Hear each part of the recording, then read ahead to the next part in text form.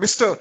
Hilton, you put forward the suggestion comparing Jamaica's electoral process to that of Guyana, which has a history now of concerns about the process. Whereas here in Jamaica, we had the OAS, CARICOM, as well as CAFE, all suggesting that the elections were free of harassment, free of intimidation, or any other irregularities, so far as going as to commending us in terms of our conduct here and to put forward Jamaica as a model that the Caribbean can follow. Isn't that a bit out of sorts in terms of that assessment by you in terms of irregularities? And to you, Mr. Golding, your predecessors have all offered their resignations to the wider party following an election loss. Will you not do the same, or will you simply take up your post as opposition leader going into the parliament?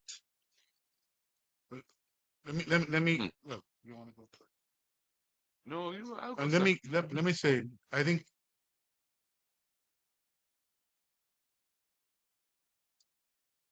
the aspects, I think, no, I don't think what you characterize as overstatement, notwithstanding anything that has been said by CAFE or any other organization that participated.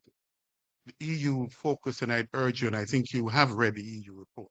And if you have, then you'll see that they commented on some other aspects of it, much of which we saw in Here. full force here in Jamaica. Mhm. The issue that we believe needs to be addressed as an urgent matter is the whole issue of the advertising and promotion before and during the campaign with we believe excessive state resources.